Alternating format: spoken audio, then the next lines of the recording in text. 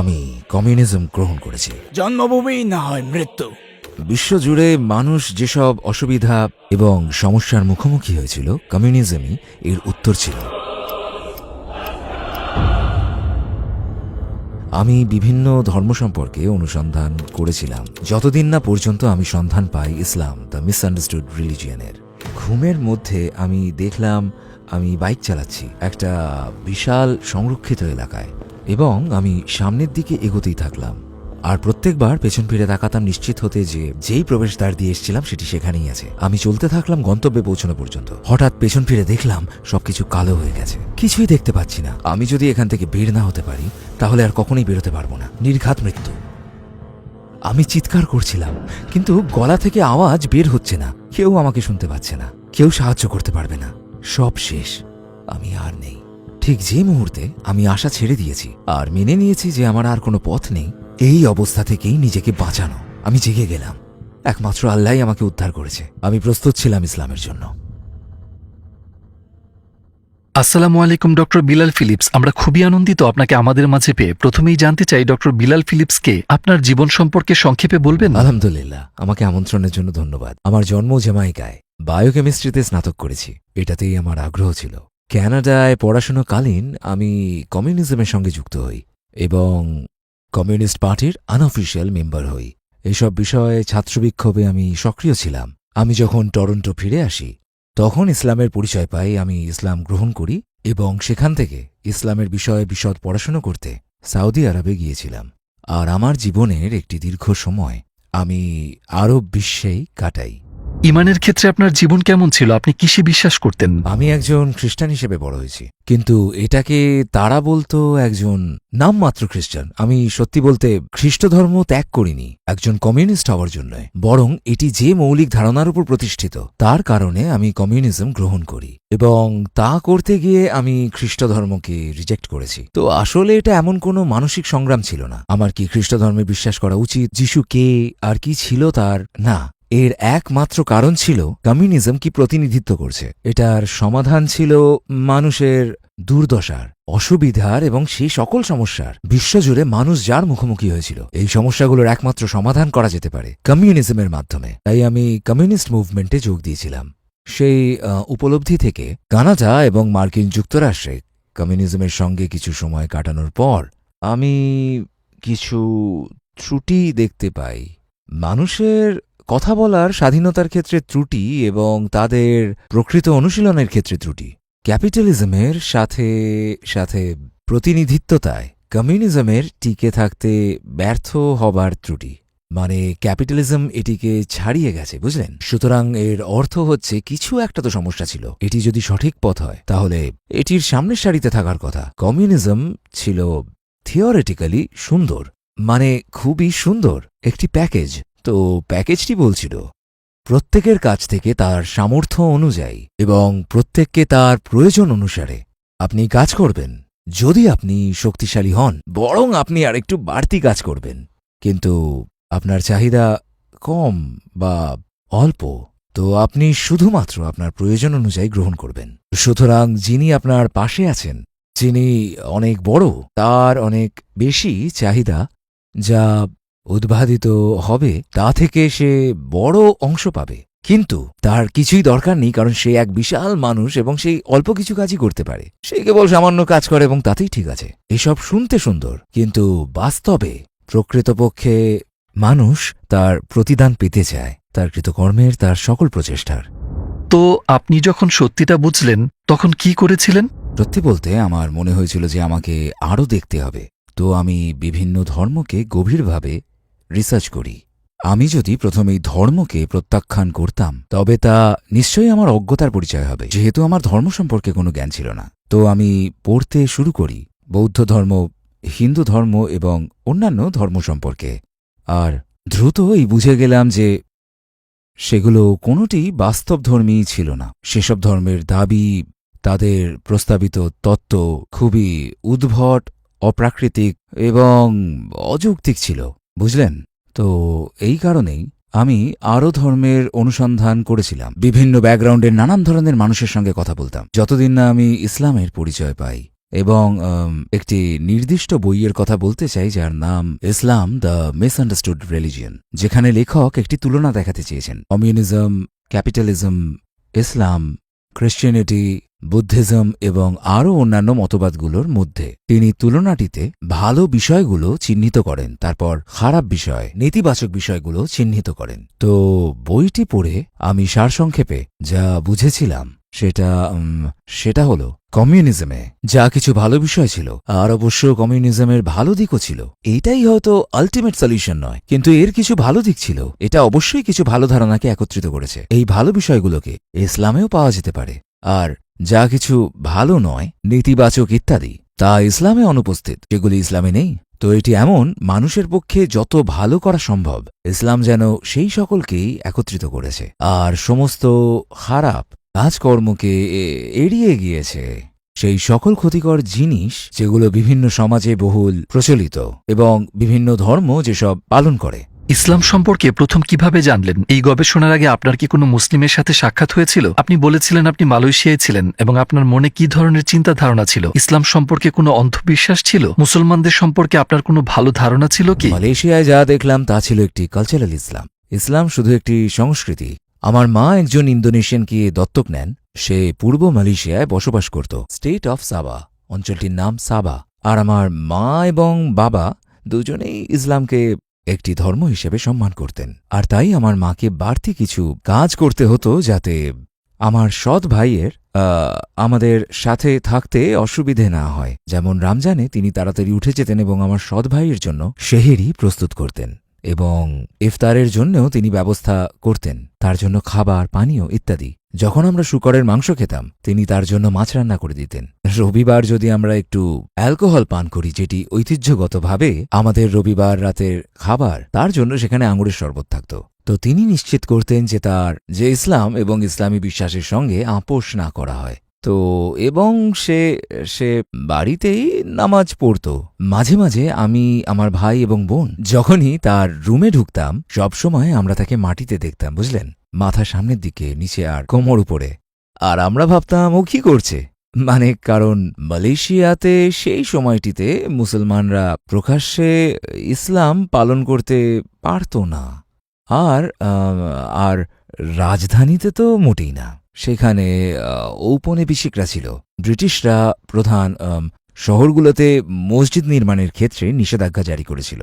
সেগুলো নির্মাণ করতে হলে শহরের সীমানার বাইরে করতে হবে। তো আমি সেই দিনগুলোতে কখনো মসজিদ দেখিনি। তার প্র্যাকটিসগুলো ছিল খুবই অদ্ভুত প্র্যাকটিস। এই ধরুন যে আমরা কাউকে যোগব্যায়াম করতে দেখি, অথবা কেউ যেমন ধরুন অন্য কোনো ধরনের মুভমেন্ট করছে যা অন্য ধর্মের গোষ্ঠীর মানুষদের কাছে ইউনিক। তো আমরা এটিকে এমন বিশেষ হিসেবে দেখিনি, যেটি সম্পর্কে জানতে আগ্রহী হব, জাস্ট জিনিসটা অদ্ভুত লেগেছিল। তো আমি সেটি লক্ষ্য করেছি এবং আমি বুঝতে পারিনি সে কি করছে, যতদিন না আমি নিজেই ধর্মান্তরিত হয়েছি এবং প্রার্থনা করতে শিখেছি। ও হ্যাঁ, তো তাহলে আমার সৎ ভাই সে একজন মুসলিম। চলুন আমরা আপনার ইসলাম গ্রহণের গল্পে ফিরে যাই। তো এই বইগুলো পড়ার পর ফাইনালি মুসলিম হওয়ার জন্য আপনি কি পদক্ষেপ নিয়েছিলেন? আসসালামু আলাইকুম প্রিয় ভাই ও বোনেরা, আমরা দেখেছি যে আমাদের দর্শকদের ৮০% মানুষজন আমাদের চ্যানেলে সাবস্ক্রাইব করেননি। আপনারা যেমনটি জানেন আমরা একটি অলাভজনক প্রতিষ্ঠান, আর আমরা আমাদের কোনো ভিডিওতে বিজ্ঞাপন চালাই না। টুয়ার্ডস ইটার্নিটি শুধু একটি ইউটিউব চ্যানেলই না, এটি একটি মাদ্রাসাও। এখানে আমরা চেষ্টা করি নিজেদের এবং যুব সমাজকে ইসলামী শিক্ষা দেওয়ার। আমাদের লক্ষ্যই হলো শুধু সত্যকে প্রচার করা। কাজটা ছোট হতে পারে, কিন্তু ইনশাআল্লাহ অনেকের জন্য এটি পথ চলার সহায়ক হবে। এখন সাবস্ক্রাইব বাটনে ক্লিক করুন এবং একসাথে পথ চলি অনন্তকালের দিকে। চলুন আমরা আপনার ইসলাম গ্রহণের গল্পে ফিরে যাই। তো এই বইগুলো পড়ার পর ফাইনালি মুসলিম হওয়ার জন্য আপনি কি পদক্ষেপ নিয়েছিলেন? তো বিষয়টা যুক্তিসঙ্গত ছিল, বাকিটা শুধু আমার জন্য ছিল যে আমি এটাকে ডিসিপ্লিনের মতন করে দেখেছিলাম। দিনে 5 বার নামাজ পড়া আপনার জীবনে ডিসিপ্লিন তৈরি করে, আপনার জীবনকে সংগঠিত করে, ইত্যাদি ইত্যাদি। তো সেই সময় আমি সিগারেট স্মোকিং ছেড়ে দিয়েছিলাম এবং আমি একজন মিউজিশিয়ানও ছিলাম। তো আমি মিউজিক ছেড়ে দিই। তো আমার জীবন, তখন আমি এমন এক পর্যায়ে পৌঁছে গিয়েছিলাম যে আমি ইসলামের জন্য প্রস্তুত। তখন আমি এক কমিউনিস্ট চিন্তাভাবনার এক সমাজে বাস করতাম এবং আমি ঘুমিয়ে পড়েছিলাম, এবং ঘুমের মধ্যে আমি দেখলাম আমি একটি বাইকে চলছি একটি সুবিশাল সংরক্ষিত এলাকার মধ্য দিয়ে একটি গ্যারাজ বা অন্য কিছুর ভেতর। দরজাটা সামান্য খোলা ছিল, আমার প্রবেশ করার জন্য যথেষ্ট ছিল, কিন্তু ভিতরে সম্পূর্ণ অন্ধকার। আর আমি আরও সামনের দিকে চলতে থাকলাম, আর প্রতিবারই আমি পেছন ফিরে নিশ্চিত হতাম যে আমি যে দরজা দিয়ে প্রবেশ করেছি সেটি এখনো রয়েছে। তো আমার মনে এক ধরনের ভয় কাজ করছিল, হয়তো দরজাটি বন্ধ হয়ে যেতে পারে। তো আমি একটি পর্যায়ে পৌঁছানো পর্যন্ত চলতে থাকলাম। যখন পেছনে ফিরলাম আর সব কালো হয়ে গিয়েছিল, আমি কিছুই দেখতে পাচ্ছিলাম না। এবং সেই মুহূর্তে আমি অনুভব করেছিলাম যে আমি যদি এখান থেকে বের হতে না পারি, আমি কখনোই বাইরে আসতে পারবো না মৃত্যুর সন্নিকটে। তো আমি চিৎকার করতে লাগলাম, লোকজনকে ডাকলাম, সমাজে আশেপাশের মানুষদের, কিন্তু আমার গলা থেকে কোনো আওয়াজ বেরোচ্ছিল না, বুঝলেন? এবং কেউ আমার কথা শুনতে পায়নি, কেউ এসে আমাকে সাহায্য করতে পারেনি। অবশেষে অনুভব করলাম সব শেষ, আমি আর নেই। যে মুহূর্তে আমি আশা ছেড়ে দিয়েছিলাম এবং মেনে নিলাম আর কোনো উপায় নেই এইখান থেকে বের হয়ে আসার, আমি জেগে উঠলাম। আর এটি আমার ফাইনাল পয়েন্ট ছিল এবং আমার কাছে আল্লাহর অস্তিত্বকে নিশ্চিত করেছিল। আল্লাহই আমাকে এখান থেকে বের করে এনেছেন। আমার বন্ধুরা, আমার পরিস্থিতি কিছুই আমাকে সাহায্য করতে পারেনি। তো এটি আমার ফাইনাল পয়েন্টের মতন ছিল। এরপর বাকি পথগুলো মসৃণ এবং সহজ হয়ে গিয়েছিল। আমি গল্পটি সামান্য ফাস্ট ফরওয়ার্ড করে নিতে চাই। আপনি মুসলমান হয়েছেন আর আপনার মা ইসলামের রক্ষক এবং আপনার পিতা ছিলেন ইসলামের সেবক, যেমনটি আপনি বলেছেন। তাহলে কি তারা শেষ পর্যন্ত মুসলমান হয়েছিলেন? হ্যাঁ, আলহামদুলিল্লাহ। ইসলাম সম্পর্কে তাদের কোনো নেতিবাচক দৃষ্টি ছিল না, কারণ তারা দুজনেই বিশ্ববিদ্যালয়ে থাকাকালীন ওয়ার্ল্ড রিলিজিয়ন নিয়ে পড়াশোনা করেছিলেন এবং তারা ইসলাম এবং এর শিক্ষা সম্পর্কে সম্পূর্ণ অবগত ছিলেন এবং তাদের ধারণা মতে এটি একটি ভালো ধর্ম। এবং এর ফলে যেটি হয়েছে যে তাদের অনেক ফ্রেন্ড, তারা সেখানে থাকাকালীন তাদের বন্ধুবান্ধবের অর্ধেকের থেকে বেশি মুসলিম ছিল। তো তারা একদম প্র্যাকটিক্যাল লেভেলে মুসলিমদের প্রকৃত স্বরূপ দেখেছিলেন, আর তারা খুব ভালো মানুষও ছিল। তো তাদের দৃষ্টিভঙ্গি ইতিবাচক ছিল। এমনকি আমার মা টরন্টো ইউনিভার্সিটিতে ওয়ার্ল্ড রিলিজিয়ন নিয়ে যখন পড়াশোনা করছিলেন, তার প্রফেসর ছিলেন ইহুদি। এবং বুঝলেন, যখন সে কথা বলতো ক্লাসে, যখন অন্য ধর্ম সম্পর্কে আলোচনা হতো, সে সবসময় ভালো এবং খারাপ উভয়টি দেখিয়ে দিত। কিন্তু যখন ইসলামের কথা আসে, মা আবিষ্কার করলেন সে শুধু খারাপ কথাই বলছে, সে কোনো ভালো কথা উল্লেখই করত না। এমনকি একদিন তিনি লেকচারের মাঝখানে উঠে দাঁড়ালেন এবং প্রফেসরকে প্রশ্ন করলেন, ইসলামে কি ভালো কিছুই নেই? তাহলে আমরা এটা শিখছি কেন? পুরো ধর্মটাই যেহেতু খারাপ, বুঝলেন? তো মা নিজেও কাঁধে দায়িত্ব নিয়েছিলেন। যেসব টেক্সট বুক কোর্সগুলোর জন্য নির্ধারিত ছিল সেগুলোর বাইরে টেক্সট বুক থেকে খুঁজে বের করা। তিনি অন্যান্য লেখকদের লেখা পড়লেন, যদিও কিছু অমুসলিম ছিল, কিন্তু তারা নিরপেক্ষ ছিল তাদের মতাদর্শনের ক্ষেত্রে। তো তিনি ইসলামকে ডিফেন্ড করতে শুরু করলেন লেকচার হলের ভেতরে এতগুলো ছাত্রদের মাঝে, বুঝলেন? এবং তিনি অবশ্যই প্রফেসরের কাছে খুব একটা পছন্দনীয় হলেন না। তো তিনি বললেন যে তারা তাকে মাত্র বি গ্রেড দিয়েছে, তার অন্যান্য সাবজেক্টে গ্রেড ছিল এ, তো অন্তত তুমি আমার সাবজেক্টে এ পাবে না। আমি যেমন বলেছি যে আমরা নামে মাত্র খ্রিস্টান ছিলাম, মানে রবিবার আমরা চার্চে যাব সব সন্তানরা, যদিও আমার বাবা কখনো যাননি। তিনি অবশ্যই এটা খুব বাচ্চা সুলভ ছিল যে আমরা এটাকে নিয়ে প্রশ্ন করব না, বাবা সেখানে যান না। কিন্তু আমাদের পাঠাতেন, বলতে তুমি মায়ের সাথে যাও, তাই আমরা সবসময় যেতাম। কিন্তু তিনি যাননি। পরে যখন আমি ইসলাম গ্রহণ করি আর তার সাথে এবং মায়ের সাথে ইসলাম সম্পর্কে কথা বললাম, তিনি আমাকে বলেছিলেন, যখন তার বয়স ছিল মাত্র ১৩ বছর, যখন তিনি স্কুলে পড়তেন এবং সেই সময়ের ব্রিটিশ স্কুলে তারা যুক্তিবিদ্যা শেখাত, যখন তিনি খ্রিস্ট ধর্মের কথা চিন্তা করতেন, কারণ তিনি চার্চের একজন সঙ্গীত শিল্পী ছিলেন, আমার দাদা একজন যাজক ছিলেন, তখন তিনি যিশুকে ঈশ্বর হিসেবে ভাবতেন। তার কাছে এটা লজিক্যাল লাগতো না, মানে তার কাছে এসব অর্থহীন ছিল। তাই সেই কারণে সেই সময় থেকে তিনি সর্বদা এক ঈশ্বরের কাছে প্রার্থনা করতেন, যিশুর কাছে প্রার্থনা করেননি। এবং এখন তার ভাই ও বোনেরা অবশ্যই তারা বাবাকে নাস্তিক বলতো। তো তিনি এইভাবেই বড় হয়েছিলেন আর মনে রেখেছিলেন। সেই জন্যই তিনি কখনো চার্চে যাননি, কারণ গির্জায় যিশুকে ঈশ্বর হিসেবে উপাসনা করা হয়। আমার ইসলাম গ্রহণের পর আরও ২১ বছর লেগে গেছে তাদের দুজনের মুসলিম হতে। ইসলামকে ব্যাখ্যা ও প্রচার করতে আপনার ২০ বছর লেগে গিয়েছে? না, সেটা বলবো না, মানে আমি সবকিছুই চেষ্টা করেছি, কিন্তু আমি তাদের ২৪ ঘন্টা ওয়াচ করে বেড়াতাম না। আমি কিছু বিষয় তাদের ব্যাখ্যা করেছিলাম। তারা মুসলিমদের আশেপাশে আরও বেশি থাকতে শুরু করেন, তারা নাইজেরিয়ায় যান এবং উত্তরাঞ্চলে পড়াতেন এসব স্কুলগুলোতে যেখানে মুসলিমদের সংখ্যা বেশি ছিল।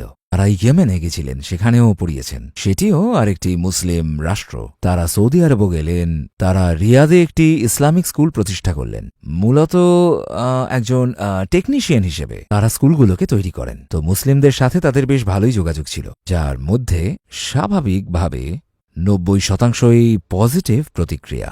আর তারা যখনই তাদের বন্ধুদের সঙ্গে কথা বলতেন আর তাদের বন্ধুরা ইসলাম সম্পর্কে নেতিবাচক কিছু তুলে আনত, তারা এটাকে ডিফেন্ড করতেন, কারণ তাদের ইসলাম সম্পর্কে যথেষ্ট মৌলিক জ্ঞান ছিল। তারা জানতেন কোনটি সত্য এবং কোনটি মিথ্যে। তাদের জন্য ধর্মান্তরিত হওয়াটা বেশ সহজ ছিল। আমার বাবার ক্ষেত্রে তিনি আমায় যখন জানিয়েছিলেন তার 13 বছর বয়সের ঘটনাটি, তার আগে পর্যন্ত আমি জানতাম না। তিনি কেবল এক আল্লাহ, এক ঈশ্বরেরই ইবাদত করতেন, কোনো যিশু না, তিনি কোনো মানুষের উপাসনা করতেন না। অন্যদিকে আমার মা, তাকে ইসলামে আসতে একটি ঘটনা উদ্বুদ্ধ করেছিল। সেটি হল, তারা যখন জেদ্দায় ছিলেন, জেদ্দা ইনস্টিটিউটে কর্মরত, আর যখন আমি রিয়াদ থেকে যখন দেখা করতে আসি, রিয়াদে আমি তখন মাস্টার্স করছিলাম, আমার মা আমাকে বললেন যে তিনি ঘরের মধ্যে ভুতুরে কিছুর উপস্থিতি টের পাচ্ছেন। যেমন তিনি তাকালেন আর হঠাৎ যেন কিছু একটা দ্রুত সরে গেল। তিনি ঠিক বুঝতে পারছিলেন না কি ছিল সেটি, এবং তিনি সব রকমের চেষ্টা করেছেন ঘর থেকে সেটাকে সরিয়ে ফেলা। তার বিশ্বাস সেখানে খারাপ কিছু ছিল। তিনি একটা ক্রস বুনেছিলেন, তিনি বেশ কয়েকটি বুনেছিলেন। একটিকে বাড়ির মেন প্রবেশদ্বারের উপরে রাখলেন, একটিকে বেডরুমের দরজার উপর, আর একটাকে লিভিং রুমে। কিন্তু তিনি এত কিছু করার পরও সেটি বাড়ি থেকে যায়নি। তো আমি বললাম, ঠিক আছে, আমাকে এখানে সূরাল বাকারা পড়তে দিন। ঘর থেকে শয়তানি শক্তিকে তাড়ানোর জন্য ইসলামে সূরাল বাকারা পড়তে বলা হয়েছে। তো আমি লিভিং রুমে বসে সূরাল বাকারা পড়লাম। এরপর আমি রিয়াদে ফিরে গেলাম। তারপর ঘটনাটা ভুলে গেছিলাম। তো ইসলাম গ্রহণের পর তিনি বলেছিলেন, জানো, যখন তুমি সেখানে গিয়ে কুরআন পড়েছিলে, তিনি বললেন ঠিক পরের দিন সব চলে গেল। তিনি বলেছিলেন, তারপর থেকে আমি জানি ইসলাম সম্পর্কে কিছু তো ঠিক, অবশ্যই সবকিছু সম্পূর্ণ সঠিক। তো এটি তাকে সবথেকে বেশি প্রভাবিত করে থাকে, এবং তিনি ইসলাম গ্রহণ করেন। যে রাতে আমি টরন্টোতে তাদের সাথে দেখা করতে গেছিলাম, এবং তিনি আমাকে বললেন, তোমার বাবাকে বলো না, তাকে তার নিজের সিদ্ধান্ত নিতে দাও। এবং পরদিন সকালে আমার বাবা এলেন এবং তিনিও ইসলাম গ্রহণের ঘোষণা দেন। ইসলাম গ্রহণের পর আপনি ইসলামী দাওয়াতে সক্রিয় ছিলেন। আপনি কি আমাদের এমন কোনো স্মরণীয় দাওয়াহ কর্মকাণ্ডের কথা বলতে পারবেন?